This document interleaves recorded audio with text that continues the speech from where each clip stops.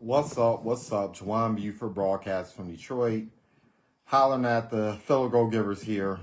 And, every now and again, I will go ahead and just kind of pull the veil back and just be really unabashed, unfiltered, right? About my thoughts in terms of entrepreneurship and what's going on out here. And what I want to talk about today is Farina government cheese and doing what your business required of you. Now, where am I going with this, right? And number one, if you are in a situation where you are eating Farina government cheese, let me tell you right now, I'm throwing no shade. I grew up eating Farina and government cheese. I know what it's like to have a $30,000 day in business. I know what it's like to earn $1 over an entire month. I know what it's like to go months like working your behind off and not being rewarded for it. I know what it's like to be like, wow, I'm extremely blessed. I cannot believe I'm earning this type of revenue right now, right? I've been there, like I've covered the bases, right? And so let me say that first and foremost. All right, so let's keep it moving. So I was having a conversation today with one of my business partners. And she walks in and I'm making phone calls. I'm making dials. And she's like looking at me because she can see how rapidly I'm going through my call list, right? And some of the individuals whom that I was calling were individuals whom I've attempted to reach out to before. And I'll be frank, some of them were rude. Some of them had been obnoxious. People had hung up on me, whether it be a month, a year, 2-3 years now. She says, you still call these people despite the fact they're rude, despite the fact that they're being obnoxious, despite the fact that they weren't willing to take the call, and you're calling them anyway. And I said, yeah. And she said, how do you do that? Aren't you afraid of offending them or them offending you again? And I looked at her, and as I was making the dials, I contacted a number of those individuals. I actually got them on the phone, and they were very receptive to the value prop. Right? And so after she watched me call some of these individuals, because these aren't people who are on my chicken list because I respect them so much and I have such high regard that I'm afraid to give them a phone call, right? We all have that chicken list. People whom we're just like, man, I don't know, right? They're so much further ahead than me. These are people who are not on my chicken list. These are people whom I just normally wouldn't want to be bothered with. But I decided to make some of those phone calls anyway. And a couple of them were very receptive, very open, willing to learn more. Let's chat, let's connect. I'm ready, right? She basically said, I can't believe you call these individuals anyway. And I looked at her and I said, look, number one, I believe in my value prop. I believe that people are better for having known me, and are better for at least being informed about what I do than not being informed. And at the end of the day, my only responsibility is just to make sure you have a chance to make an educated decision. Now, after that, I may relent, right? You may go on my once a week, once a month, once a quarter, every 6 months, once a year, once every 2-3 years, right? And depending on what's going on, people may end up in each one of those boxes, if you will. But I said, at the end of the day, you're either going to get educated about what I do, and you're going to buy, or you're going to die. Those are the only options, right? And it's not necessary for someone to buy, but I will continue to work. I will continue to follow up individuals once they come into my space. Once I can put my hands on you, I'm going to continue to reach out periodically just to make sure you know, because I believe in what I'm doing. I believe that I offer an incredible solution that saves lives and that gives people a chance to participate in this U.S. economy in a really special way and get on the right side of the fence, right? Entrepreneurship, investing in yourself, et cetera, et cetera. And I said, if you really believe in your value prop, number one, I am unabashed, right? It's a person's loss if they're not willing to at least listen and learn. Now, after that, once again, you make your choices, right? Quite frankly, I think my value prop is so good. I think the services that I offer, in a variety of different capacities, so good that you're kind of foolish for not taking part of it. But hey, you can lead a horse to water, but you can't make him drink. Here's the other thing, though. And this is what I said. I said, if I have to choose between possibly offending or a couple people getting upset, that I have the unmitigated nerve to follow up and communicate my value prop as an entrepreneur versus eating Farina or government cheese, guess I'm going to choose all day, every day, right? I will offend or make a couple people upset to avoid that. And I'm using Farina and government cheese like metaphorically, right? What am I saying? Let me tell you what I'm really thinking right now, right? What I'm thinking about is, look, and I don't care who you voted for. I don't care. Because at this point, it doesn't even matter. President-elect Trump will take office in approximately a month. And the bottom line is, regardless who you voted for, that's going to happen. And let me tell you something. I take that man at his word. I believe he's going to do the majority of things that he says he's going to do. I've never doubted when he says something, whether or not he really believes it and whether he intends to execute. And the guardrails have been removed. When he becomes president, there are going to be no guardrails. And I'm telling you, some of the changes that he's going to make, whether you agree with these policy changes or not, what's up, Ms. Palmer?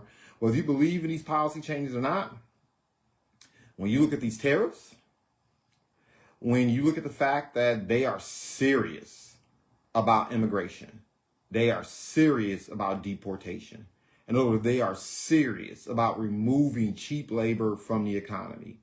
It does not matter what side of the aisle you're on as a policy analyst. Most people, regardless of party, regardless of whatever, we all are in agreement. Prices are going to go up on things, okay? The cost of eggs, milk, poultry, a lot of things that are considered kind of necessities, but maybe kind of luxury items. I'm not going to go into those groceries. This is not what I'm trying to get at during this webcast. But the cost of things are going to go up. And if you believe that your job is going to carry you through this period of time that's getting ready to look, property values are not going down. Things are going to continue to escalate in terms of costs. It's going to happen, right? And if you believe your job is going to be enough, if you believe you can have Apple your business, you got another thing coming. Now is not the time for half measures. Now is not the time to be lollygag in terms of your business. Now is the time for you to double down.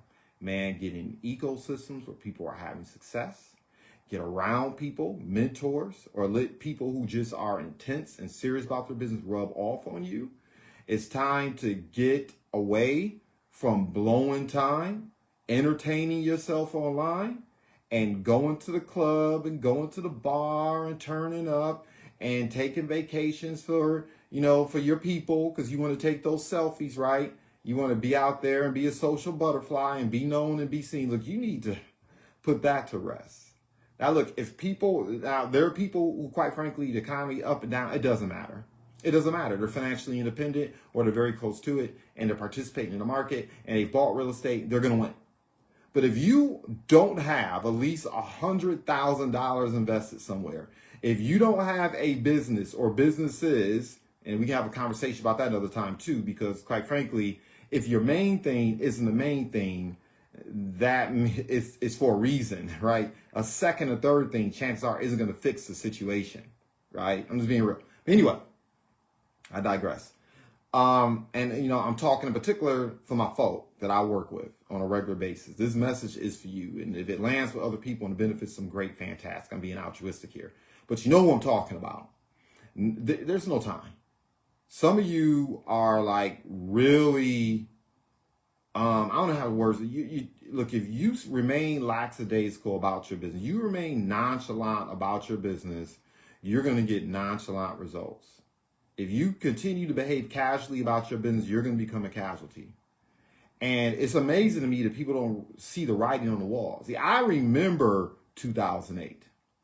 I had clients that owned real estate, owned millions of dollars in real estate. I had clients that owned construction companies. I had clients that had made their business in car dealerships. I had clients who own restaurants, and I watched them all go belly up. I knew someone who I knew for a fact before 2008, their net worth, they were a decamillionaire. Okay. Had way more money than they needed. I remember sitting down at a restaurant and that person not having enough cash flow to buy a beer. I remember that. And I'm telling you, if you thought the pandemic was like a Twinkie, okay, pandemic was cupcakes. You don't even know what's getting ready to happen. In the coming 2 to 3 years, with the policies that are going to be proposed and be executed on, because there's not going to be guardrails. I take him at his word. And a lot of these things are going to happen. You think there's going to be a correction in the real estate market? No, there is not. Okay, there's not. And particularly for my Michiganders, for my Detroiters, look, the rest of the world is moving here. The competition is about to get thick. It's about to get fierce. People, I was talking to someone today, a Lyft driver from New York, who was spending $3,000, $3,500 for a 2-bedroom in New York. And he was talking about how he came here to Detroit and immediately was able to get into a house for the same, basic same amount of money, where in New York, you couldn't even think about getting into a house, right? You were struggling. A 2-bedroom for himself and 4 or 5 kids. Are you hearing what I'm saying? Are you hearing what I'm cooking here? That is what is coming. So for those of you who are chilling on that job and you think, everybody say, get a good paying bank job. Everybody say, get a good government job. Look, if you believe in job security today, you believe in a tooth fairy. Good luck. And for those of you, once again, who are out here playing around with your business, you don't want to make a 10, 20, 30-minute, hour-long drive. You don't want to make the extra phone calls that I was making today. You don't want to call your chicken list. You don't want to do hard things. What I want you to do is I want you to go and buy a box of Farina. I want you to get a box of government cheese. I want you to put it on your desk. I want you to put it in your bathroom. I want you to fill your refrigerator up with that stuff, because that's your future. You either do the work or you're going to be eating Farina and government cheese. That's all it is to it, because it's about to get real. And it's just shocking to me, man. I'm just amazed about how casually people behaving. And, that's what I told my partner. She was like, JUJUAN, you're doing okay. I was like, yeah, I've had some victories. I had some family victories in terms of my children and my peace of mind and fatherhood. I had some victories in terms of my business this past year. I've had quite a few victories. Things are growing and moving in the right direction.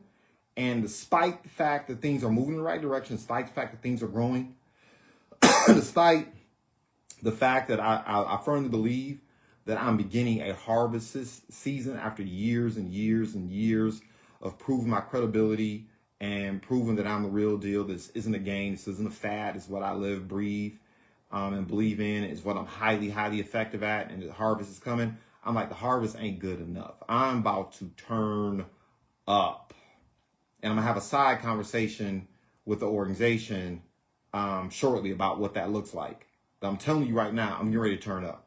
Because I've seen it. I experienced 2000 as an investment advisor, or in the financial services industry. I experienced in the financial services industry being an investment advisor in 2008. And I know what it looks like. I know what it looks like. And I'm telling you, it is going to be a bloodletting. Right? You think the cost of eggs, milk, butter, chicken, and beef is expensive now. You ain't seen nothing yet. You think, you may upset because, you can't even buy bread for $30, right? When you go to the grocery store, you haven't seen nothing yet. So, that's just me being transparent. That's what's on my mind. That's what's motivating me, man. That's what has me on 10.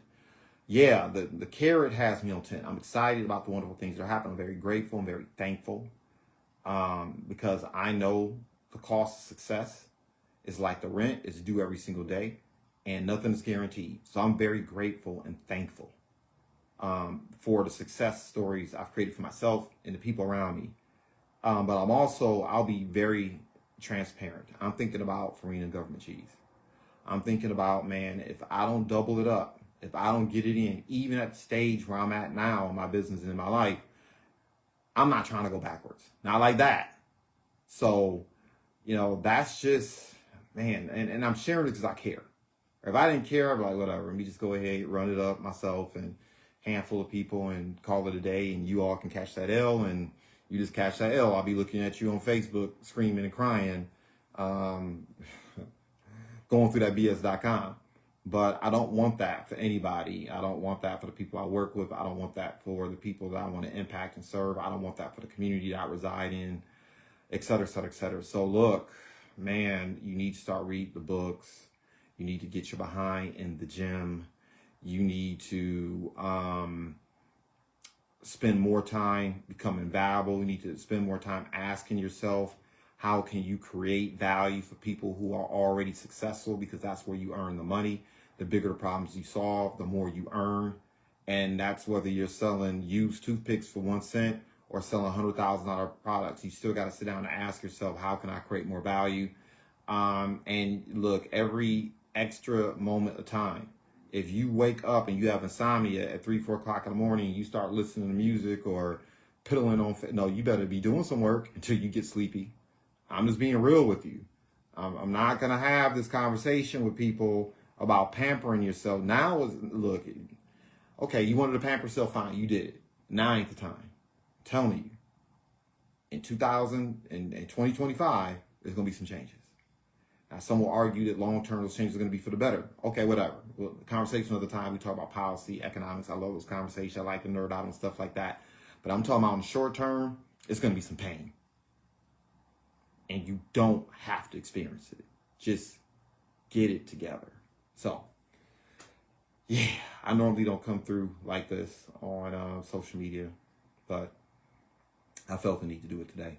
So everybody have a fantastic evening. I celebrate success in advance. Goodbye for now.